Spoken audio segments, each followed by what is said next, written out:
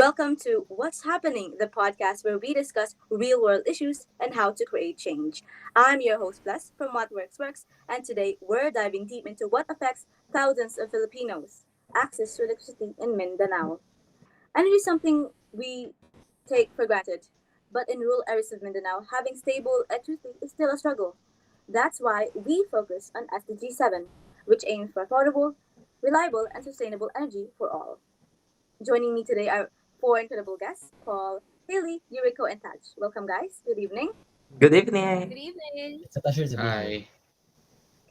Okay, before we get into the specifics of our advocacy, let's talk about why we chose SDG 7.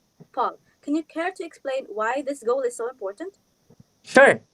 SDG 7 is about ensuring access to affordable, reliable, sustainable, and modern energy for all. Without electricity, people struggle to access basic services like education, healthcare, and even just clean water. Just think about it. How can students study at night without light? Or how can hospitals store vaccines without refrigeration? It's clear to see that energy is the foundation for progress. Yet, millions of Filipinos, especially in rural areas, still live without it. I believe if we want economic growth, better health services, and quality education, we have to start by making energy accessible to everyone. Wow, well said, Paul. SDG 7 isn't just an abstract goal, it's a lifeline for millions of people. It represents a commitment to ensuring that every person, everywhere, can access affordable, reliable, and sustainable energy. But wait, how did we come across this topic? Well, Blessed, we were looking for a topic that wasn't only relevant but also transformative. When we researched global challenges, SDG 7 caught our attention. We learned that despite modern advancements, millions still lack access to reliable, sustainable energy. And we definitely couldn't just ignore that. What really struck us, however, was how some parts of the world enjoy modern energy, but some don't even get access to it. It really made us think about how energy isn't just about powering gadgets, but about empowering communities and creating opportunities. Ah, I see. It's really like what Paul said, huh? The thing about no economic enhancement without electricity and such. On that note, this brings us to how rural communities are often overlooked. How about you, Haley? You've been quiet so far. What do you think about the energy access and how it's often overlooked? Hmm. I think many of us don't even realize how big this issue is because we live in areas where electricity is stable. But in far flung areas, power outages can last for days, or worse, some communities don't even have access to electricity at all. This is also why we think SDG 7 is so important. It reminds us that energy is not a privilege, it's a necessity. Yet, it's often overlooked because the urban areas have a steady supply. We need to shine a light on the rural communities that are still left behind. I agree with you. And so, before we continue, let's take a short break to show you a quick 1 minute video highlighting the energy crisis in Mindanao, and why this issue needs more attention.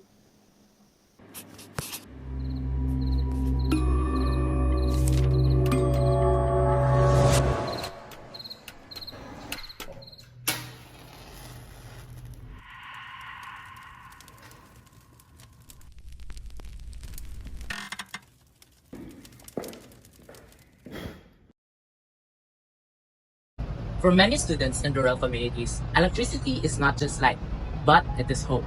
While 90% of Luzon and Visayas enjoy stable electricity, this is not the case for Mindanao, as 10% of households remain Company off-grid. explains why the power outage in Nagbabalakot sa Davao buko na City ranges posibleng from 4 magkaroon to ng 5 power hours. crisis.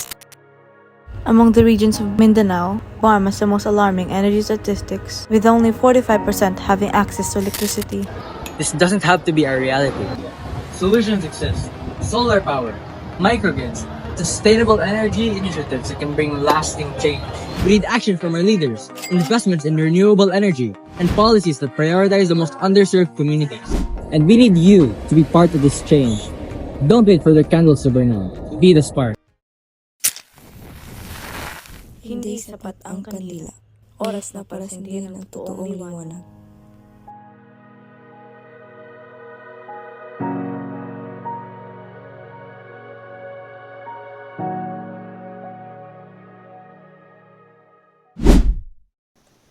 Relating to that video, let's focus on something really important: our advocacy.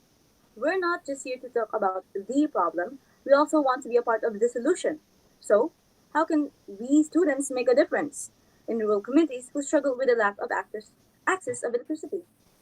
One of the best things we can do is raise awareness. A lot of people are unaware of the energy crisis in Mindanao. We hear about it, but until you see the actual struggles of students who can't study at night, it doesn't fully sink in. Through social media, educational campaigns, and school projects, we can highlight these struggles and push for real change. The more people know, the harder it is to ignore. Good point. The sad reality is that those most affected by this crisis, like students, farmers, and small businesses, are the least heard. What about direct action? What can we actually do aside from raising awareness? Well, we need to focus on sustainable energy solution. Relying on fossil fuels supply won't do that. Do Mindanao has so much potential for solar energy. If we as students collaborate with local organizations, we can support projects that install solar panels in off-grid communities. Imagine the impact of a single solar power classroom could help hundreds of students, and even small efforts like fundraising for solar lamps or volunteering for cleaning energy initiatives can create real change. Exactly. It really makes us think. If we wait for the government alone, process will be slow.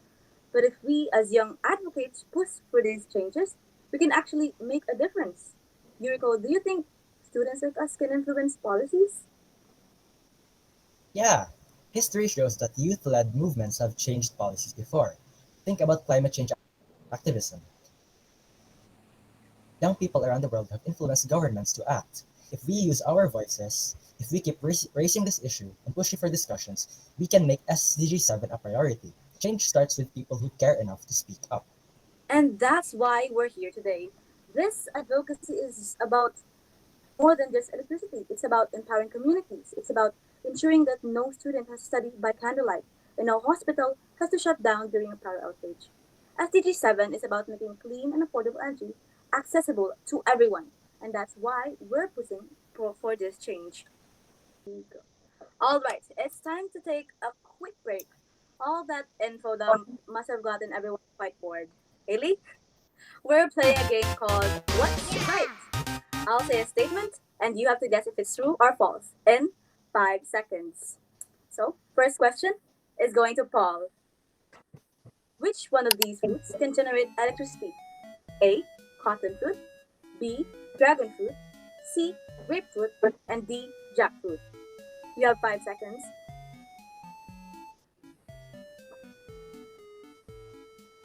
Okay. Go. So what I know, you can get electricity from lemons, right? And the only other citrus fruit there is grapefruit. So I think it's C, grapefruit. Let me think about it. Okay, your answer is actually correct. Well, second question goes to Haley. Are you ready? Yeah. Okay, I'll ask the question. What is the main reason lightning produces energy but can't be harnessed for electricity? A. It's too hot and it melts wires. B. It only lasts for a few milliseconds. C. It's made of different type of electricity. And D. It only happens in storms and is unpredictable. Do you want me to repeat the question? Actually, no. Okay, let me rationalize this. So, lightning, it's very hot, and of course, it would be very hard to harness lightning because it's so hot. I think secondly, it would be because of how much electricity electricity there is in lightning, and I guess my final answer would have to be B because lightning it flashes. It's a bit too fast and too much at once to be harnessed into sustainable energy. Well, actually, you got it correct. And Yeah. so we're gonna move on to the third question. This goes to Yuriko. Yuriko, are you ready? Show some enthusiasm. Woo! Okay. Question number 3. Which animal has its own built-in electric generator? Again, which animal has its own built-in electric generator? A. A jellyfish. B. An electric eel. C. Octopus. And D. Chameleon. You want me to repeat the question? No, it's fine. I think the answer is the electric eel because from the word electric, I think it produces electricity. True.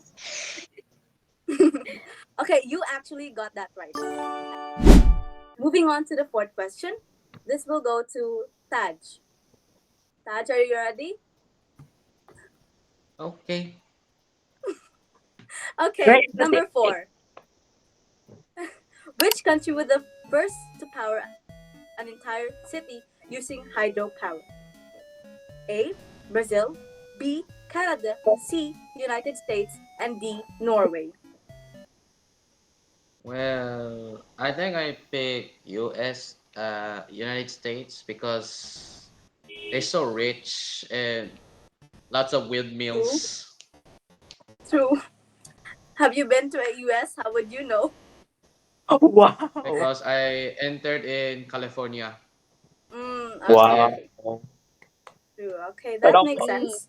Well, Wow. your answer is actually correct. For the question, this will go to Paul. Again, for your second question, Paul, what weird thing can be used to generate electricity? A. Spoiled milk. B. Human sweat. C. Used cooking oil. And D. All of the above. Can you repeat? Okay. What weird thing can be used to generate electricity? A. Spoiled milk. B. Human sweat. C. Used cooking oil. And D. All of the above. I don't know. They're all weird. Why not? All of the above. All of them. All of the above. Well, that actually is correct. As for the sixth question, Hailey, again for your second question, Hailey, what is the world's largest renewable energy source? What is the world's largest renewable energy source? A. Solar energy. B. Wind energy. C. Hydropower. And D. Biomass. I'm gonna go with wind energy because ano, in my knowledge, out of all of them, windmills have been around for a while. So That's true. True. That's true. Well, actually, you are wrong. Hydropower is the right answer. Hydropower is the largest source of renewable electricity. So, moving on to the seventh question. Again, moving on to the seventh question. Yuriko, are you ready? Mhm. Yeah, sure. Mhm. Sure, that doesn't really sound enthusiastic, but let's go Let's for go. your second question. What everyday activity actually generates electricity in our bodies? Again, what everyday activity actually generates electricity in our bodies? A. Breathing. B. Sleeping. C. Walking. Or D. Laughing. Um, I think laughing because I don't know. I'll just go with laughing. Example sa daw. Wait. Example. Ay, ayon. Okay. Well, actually, you are quite wrong. It's actually walking. Walking generates kinetic energy. So let's move on to the eighth question. Oh, that's And the sweet. last question actually for Taj. Taj, what futuristic energy source are scientists working on that mimics the sun? What energy source are scientists working on that mimics the sun? A. Antimatter reactors. B. Cold fusion. C. Nuclear fusion. And D. Lighting farms. I'm gonna go with let's go with antimatter reactors. Antimatter reactors. Well, you are quite wrong again. The actual answer is letter C. Nuclear fusion. And that ends it for quick little break of I what's happening, won. what's right. That was so filled I with the won. random information. I that's won. actually really Unique informative. Wow. information. I'm actually surprised that most of you got some correct answers. Well, that was fun. I say that really sparked up the energy, don't you think, Paul? Get it? uh, sure. Whatever. Anyways. Whatever. How about we go back to our main discussion, Paul? What's your hot take if I ask you if we had the power to change things? What's the best way to bring sustainable energy in Mindanao? Well, I think solar microgrids are the way to go. Did you know that even just these small solar setups can power a whole community? They're sustainable and do not need tons of power lines. They are already in Mindanao. So scaling them up could help a lot for families. That Sounds great, but do these solar microgrids really provide enough power for an entire community? Of course, they generate electricity using solar panels and store it in batteries. So even at night, there's power.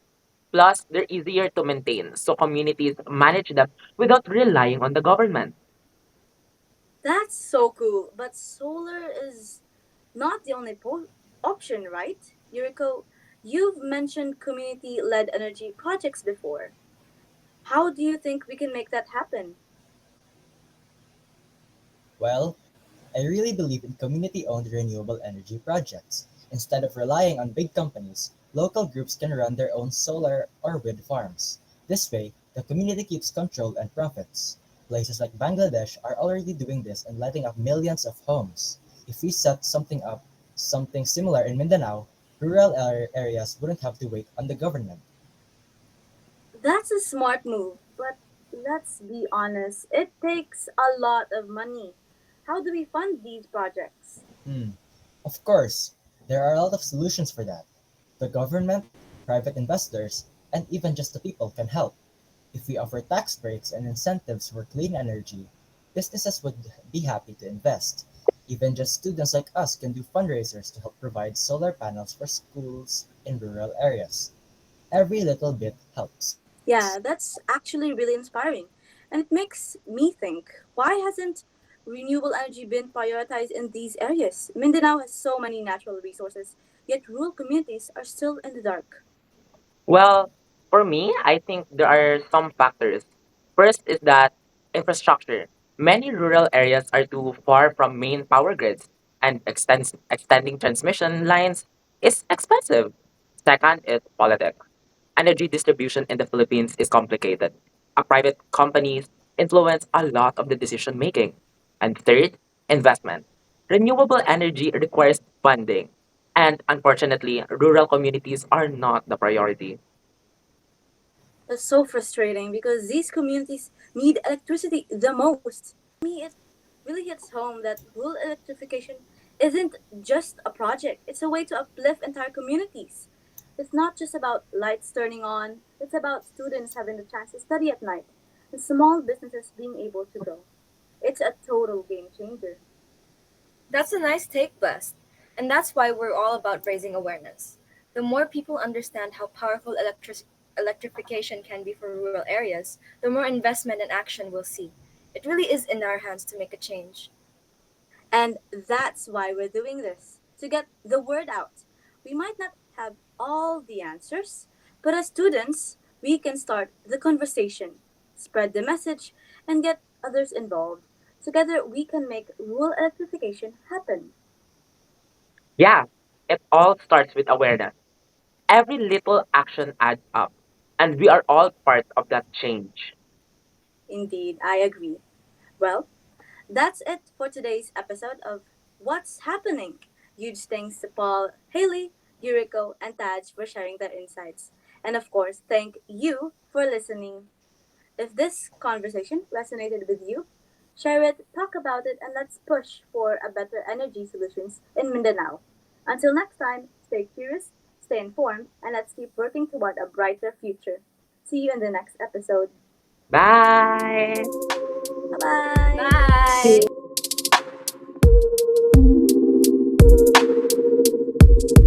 Bye!